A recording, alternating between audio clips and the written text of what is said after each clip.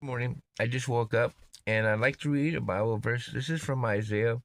So I feel like Isaiah is dictating what God says, and I find it really nice. If you like to hear it, I'd like to read it to you. This is Isaiah chapter 2, and I'm going to read from chapter 2 to chapter 3. Okay.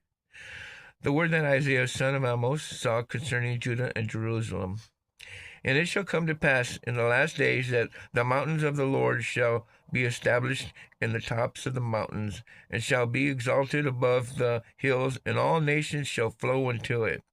And many people shall go and say, Come ye, let us go up to the mountains of the Lord, to the house of the God of Jacob, and he will teach of all his ways, and he will walk in his paths, and we will walk in his paths. For out of Zion shall go forth the law and the word of the Lord from Jerusalem. And he shall judge among the nations, and shall rebuke many people, and they shall beat their swords into plowshares, and their spears into pruning hooks. Nations shall not lift up sword against nation, neither shall they learn war any more. Wouldn't that be nice? Uh, O house of Jacob, come ye and let us walk in the light of the Lord. Therefore thou hast forsaken thy people, the house of Jacob, because they be replenished from the east, and are soothsayers like the Philistines, and they please themselves in the children of strangers. Their land also is full of silver and gold, neither is there any end of their treasures. Their land is also full of horses, neither is there any end of their chariots. Their land is full of idols.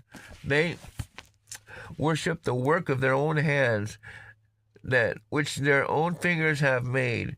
And the mean man boweth down, and the great man humbles himself. Therefore, give them not.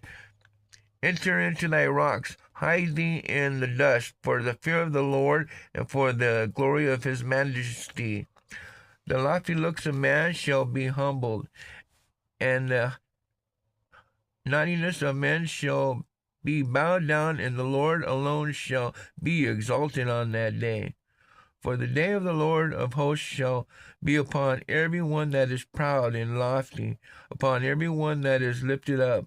He shall be brought low, and upon all the cedars of Lebanon that are high and lifted up, and upon all the oaks of Bashan, and upon all the high mountains, and upon all the hills that are lifted up, and upon every high tower, and upon every fenced wall, and upon all the ships of Tarshish, and upon the pleasant pictures.